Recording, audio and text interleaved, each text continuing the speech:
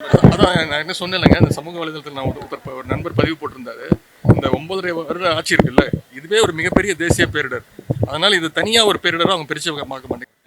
சென்னை மழை ஸ்டார்ட் ஆகிறதுக்கு முன்னாடியே நான் என் தொகுதியில் இருந்தேன், களத்தில் இருந்தேன். எல்லா விதமான முன்னேற்பாடும் செய்யப்பட்டிருந்தது. அங்கேயும் சொல்றேன், நான் சேலத்துல இருந்து மழை பெய்யுதுன்னு தெரிஞ்சோன்னு சென்னை கூட வரல, நான் அப்படியே அங்கே போயிட்டேன். உடனே அனைத்து அமைச்சர்களும் வந்துட்டாங்க. முதலமைச்சர் கூட ஒன்றிய பிரதமரை பார்க்கறதுக்கும் இந்தியா கூட்டணியுடைய அதுவும் ஒரு முக்கியமான ஒரு வேலை. இந்த கூட்டத்தில் பங்கேற்பதுக்காக தான் டெல்லி போனாங்க. வந்துட்டு அடுத்த நாள் களத்துக்கு வந்துட்டாங்க. முதலமைச்சர் வந்து ஒரு நாள் முழுக்க திருநெல்வேலியிலும் தூத்துக்குடியிலும் சுற்றுப்பயணம் மேற்கொண்டு மக்களை சந்திச்சு களத்தில் தான் அனைவரும் இருக்கின்றோம். இப்பவும் சொல்றேன், மறுபடியும் நான் நாளை மறுநாளும் தூத்துக்குடிக்கு செல்ல போகிறேன். தேசிய பேரிடர்வு அப்படின்றது ஒன்னும் அனௌன்ஸ்மெண்ட் பண்றதுக்கு இல்லை. ஏன்னா அந்த அந்த இடத்துல நடந்த நிகழ்ச்சி அப்படிப்பட்டது இல்ல, உத்தராகண்ட்ல நடந்ததுதான் அப்படி நாங்க சொல்ல. There is never an announcement. Please correct me if I am wrong. As தேசிய பேரிடர்வு, அதாவது நேஷனல் டிசாஸ்டர்ன்ற அனௌன்ஸ்மெண்ட் மத்திய அரசு அனௌன்ஸே பண்ணல. வேற ஸ்டேட்டுக்கு பண்ணாங்க, தமிழ்நாட்டுக்கு பண்ணல இல்லைங்க. அந்த சிஸ்டமே இல்லைங்க. There is no such thing as announcing that this is a பேரிடர்வு, national disaster. No, there's nothing like that. உத்தராகண்டுக்கும் பண்ணல, வேற எந்த ஸ்டேட்டுக்கும் பண்ணல. There is no thing as announcing a state as a national disaster. இல்ல. Have you ever announced anything as national disaster till now? Will you want to answer him? Never.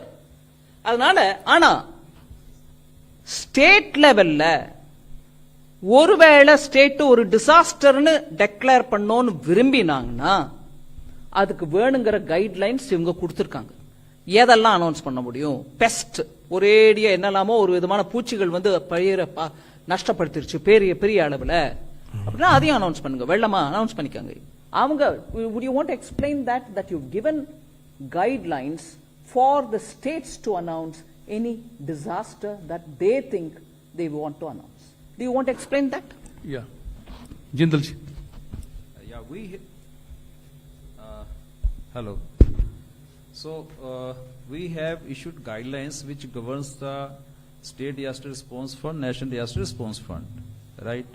So, these are based on the recommendation of the successive finance commissions. So, after the 15th Finance Commission, we have revised the guideline and issued in the year 2022 itself. So, under the guidelines, there are 12 notified disasters which are eligible for relief assistance under the SDRF as well as the additional assistance from NDRF. These are cyclone, drought, earthquake, fire, flood, tsunami, hailstorm, landslide, avalanche, cloudburst, pest attack, frost and cold wave. In addition to that, state government have the flexibility of using 10% of their annual allocation for declaring any state local level disaster. So this flexibility with the state government. விளக்கமா இருக்குங்களா? டிசாஸ்டர்னு ஸ்டேட்ல announce பண்ணோம்னா அவங்க announce பண்ணலாம். அது finance commission மூலமா வரக்கூடிய recommendations வச்சுக்கிட்டு இவங்களும் அதுக்கு ஏத்த மாதிரி கைட்லைன்ஸும் கொடுக்கறாங்க. நீங்க எதெல்லாம் டிசாஸ்டர் அப்படின்னு ஸ்டேட் லெவல்ல சொல்ல முடியும்? அவர் லிஸ்ட் படிச்சாரு உங்களுக்கு. அந்த எர்த்குவேக்கோ இல்ல வெள்ளமோ அதிகமா மழையோ இல்ல பயிர் நாசனமோ அப்படின்னு வரிசையா 12 ஐட்டம் அவர் படிச்சுட்டார்.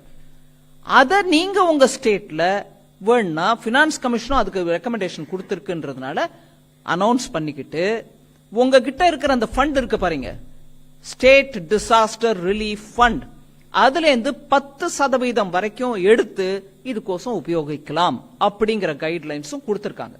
அதை தவிர மத்திய அரசு நேஷனல் டிசாஸ்டர் ஏன் அனௌன்ஸ் பண்ணல? இல்லைங்க, அந்த சிஸ்டமே இல்ல.